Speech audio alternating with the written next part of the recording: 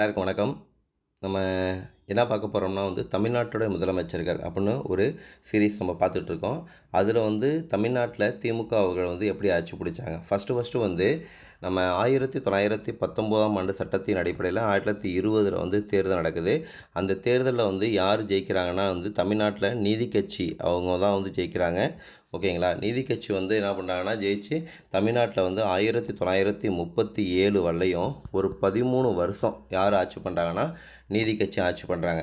அதுக்கப்புறம் 35ல் பார்த்துக்கிட்டிங்கன்னா இந்திய அரசு சட்டம் அப்படின்னு சொல்லிட்டு ஒரு சட்டத்தை போடுறாங்க. இந்திய அரசு சட்டம் அப்படின்னு சட்டத்தை போடுறாங்க.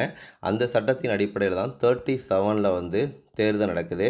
அந்த தேர்தலில் காங்கிரஸ் என்ன பண்ணாங்கன்னா ஐஎன்சி கலந்துக்கிறாங்க. ஏன் கலந்துக்கிறாங்கன்னா மாகாணங்களில் சுயாட்சி கொடுத்துட்டாங்க. அதனால் ஐஎன்சி தேர்தலில் கலந்துக்கிறாங்க. அதனால் தேர்தலில் நீதி கட்சிக்கும் ஐஎன்சிக்கும் 2 பேருமே நிற்கிறாங்க. அதில் நீதி கட்சி படுதோல்வி அடைஞ்சிச்சு. ஓகேங்களா. காங்கிரஸோட ஃபஸ்ட்டு சிஎம்மாக யாரை பார்த்தோம்னா நம்ம ராஜாஜி பார்த்தோம். அதுலேருந்து 67 வரலையும் யார் தான் இருக்காங்கன்னா தமிழ்நாட்டில் ரூல் பண்ணுறவங்க யாருன்னா நம்ம காங்கிரஸ் தான் ஐஎன்சி தான் ரூல் பண்ணுறாங்க. 67ல் என்ன பண்ணுறாங்கன்னா நம்ம தமிழ்நாட்டில் யார் கட்சியை பிடிக்கிறாங்கன்னா நம்ம திமுக அவர்கள் என்ன பண்ணுறாங்கன்னா தமிழ்நாட்டில் ஆட்சியை பிடிக்கிறாங்க. ஓகேங்களா. ஆட்சியை பிடித்து அண்ணா தான் ஃபஸ்ட்டு சிஎம்மாக வர்றாரு. இதான் நம்ம கடந்து வந்த பாதைகள். ஒரு 2 வீடியோவில் கடந்து வந்த பாதைகள் இது. இப்போ அண்ணாவுடைய பேசிக்கான கான்செப்ட், பேசிக்கான விஷயங்கள் என்னன்னு நம்ம பார்க்க போகிறோம். அதில் ஃபஸ்ட்டு நம்ம பார்த்துக்கிட்டிங்கன்னா பேரறிஞர் என்று அழைக்கப்பட்டவங்க யாருன்னா நம்ம அண்ணா தான். பேரறிஞர் என்று அழைக்கப்பட்டவங்க யாருன்னா நம்ம அண்ணா.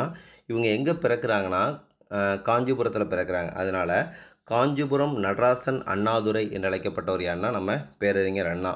இவங்களுக்கும் பெரியாரும் ரொம்ப நண்பர்களாக இருக்காங்க. பெரியாருடைய தளபதினே யாரை தான் சொல்கிறாங்கன்னா நம்ம அண்ணா அவர்களை தான் சொல்கிறாங்க. பெரியாரின் தளபதி அப்படிங்கிறாங்க. பெரியார் எப்போ பிறக்கிறாங்கன்னா 1909 செப்டம்பர் 15. ஓகேங்களா. செப்டம்பர் 25 கிடையாது, செப்டம்பர் 15 எங்கே பிறக்கிறாங்கன்னா காஞ்சிபுரத்தில் பிறக்கிறாங்க. ஓகேங்களா. சென்னை பச்சையப்ப கல்லூரியில் என்ன பண்ணுறாங்கன்னா கல்லூரியில் கல்லூரி ஸ்டார்ட் பண்ணுறாங்க. அங்கே என்னன்னா பட்டம் பயில்றாங்க. அங்கே அவருடைய மனைவி, ஓகேங்களா, நம்ம பேரறிஞர் அண்ணாவோட மனைவி ராணி. பேரறிஞர் அண்ணாவுடைய மனைவி ராணி.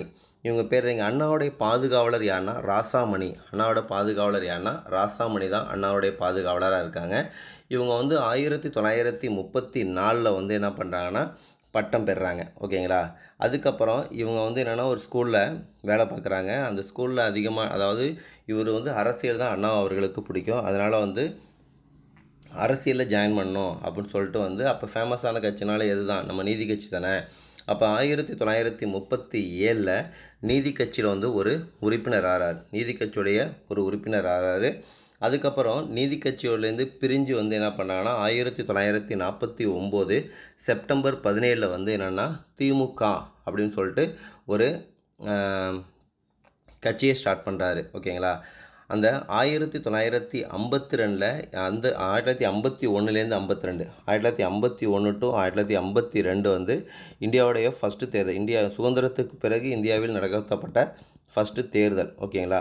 அதில் தமிழ்நாட்டில் தமிழ்நாட்டில் தேர்தல் நடக்குது. அந்த தமிழ்நாட்டில் தேர்தலில் நம்ம யார் பங்கு பெறலை, நம்ம திமுக அவர்கள் 1952 தேர்தலில் பங்கு கொள்ளலை. ஓகேங்களா. தேர்தலில் போட்டி போடலை.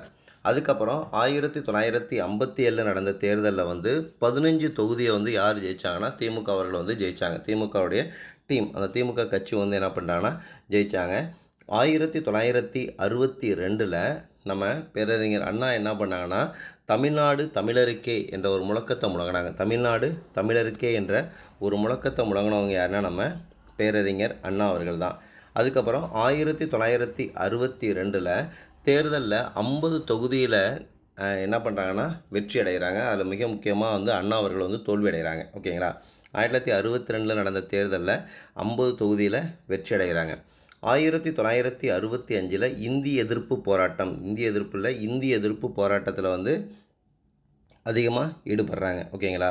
1965 இந்திய எதிர்ப்பு போராட்டத்தில் கலந்து கொண்டவங்க யாருன்னா நம்ம பேரறிஞர் அண்ணா. அதுக்கப்புறம் 1967 தேர்தல் நடக்குது. அந்த தேர்தலில் யார் ஜெயிக்கிறாங்கன்னா நம்ம பேரறிஞர் அண்ணாவுடைய அந்த திமுக கட்சி ஜெயிக்குது. ஜெயித்த பிறகு தமிழ்நாட்டோட முதலமைச்சர் ஆகிறாரு. யாருன்னா பேரறிஞர் அண்ணா. 1967 மார்ச் 6 வந்தவுடனே என்ன பண்ணுறாங்கன்னா சுயமரியாதை திருமணங்களுக்கு வந்து என்னென்னா அங்கீகாரம் கொடுக்குறாங்க. 1967 சுயமரியாதை திருமணங்களுக்கு அங்கீகாரம் வழங்கப்பட்டது அப்படிங்கிறாங்க. 1967 ஏப்ரல் 16 தமிழ்நாடு என்ற பெயர் மாற்ற தீர்மானம் கொண்டு வந்தாங்க. தமிழ்நாடு என்ற ஒரு பெயரை வந்து மாற்றத்துக்காண்டி தீர்மானம் கொண்டு வரப்பட்ட ஆண்டு 1967 ஏப்ரல் 16. 1967 படி அரிசி திட்டம் அப்படின்னு ஒரு திட்டத்தை கொண்டு வருவாங்க. யாருன்னா நம்ம பேரறிஞர் அண்ணா அவர்கள். படி அரிசி திட்டம் கொண்டு வரப்பட்ட ஆண்டு எப்போன்னு கேட்பாங்க. ₹1 ஒரு படி 1967. 1966 திருக்குறள் தமிழ் மாநாடு அப்படின்னு சொல்லிட்டு ஒரு மாநாட்டை வந்து என்ன பண்ணுறாங்கன்னா நம்ம பேரறிஞர் அண்ணா அவர்கள் வந்து 1966 நடத்துகிறாங்க. அதுக்கப்புறம் 1968 திருக்குறள் ஆராய்ச்சி அப்படின்னு சொல்லிட்டு ஒரு ஆராய்ச்சி வந்து ஸ்டார்ட் பண்ணுறாங்க. திருக்குறளை வந்து ஆராயத்துக்காண்டி ஒரு ஆராய்ச்சி ஸ்டார்ட் பண்ணுறாங்க. திருக்குறள் ஆராய்ச்சி 1968. நம்ம சத்தியமேதை ஜெயதே இந்தியாவுடைய வாசகமாக உள்ள அசோக சக்கரத்தில் உள்ள வாசகமாக உள்ள சத்தியமேதை ஜெயதே அப்படின்ற ஒரு வார்த்தையை வாய்மையே வெல்லும் அப்படின்னு சொல்லிட்டு வந்து மாற்றினவங்க யாருன்னா நம்ம பேரறிஞர் அண்ணா அவர்கள் தான். அதேமாரி வந்து நம்ம செக்ரட்டரியேட் தமிழ்நாட்டோடைய அந்த செக்ரட்டரியேட்னு சொல்லுவோம்ல, அதை வந்து தலைமை செயலகம் அப்படின்னு மாற்றினவங்களும் யார் தான்? நம்ம பேரறிஞர் அண்ணா அவர்கள் தான். ஓகேங்களா. ஸ்ரீமதி அப்படின்னு அதாவது வந்து அந்த குமரி அப்படின்னு ஒரு வேர்டை வந்து ஃபஸ்ட்டு யூஸ் பண்ணவங்களே யாருன்னா நம்ம பேரறிஞர் அண்ணா அவர்கள் தான். தமிழ்நாட்டோட சின்னமாக வந்து ஸ்ரீவில்லிபுத்தூர் ஆண்டாள் கோபுரத்தை வந்து என்ன பண்ணாங்கன்னா வச்சவங்க யாருன்னா நம்ம பேரறிஞர் அண்ணா அவர்கள் தான். இவங்க கொண்டு வந்த கொள்கை வந்து என்னென்னா இருமொழி கொள்கை. 1969 பேரறிஞர் அண்ணா அவர்கள் வந்து இறந்துட்டாங்க. இவங்களோட இதழ்னு பார்த்துக்கிட்டிங்கன்னா 1942 திராவிட நாடு, 1942 திராவிட நாடு, 1956 நம் நாடு, 1963 காஞ்சிங்கிற ஒரு வார இதழ், 1963 ஹோம்லேண்டுங்கிற ஒரு வார இதழ். ஓகேங்களா.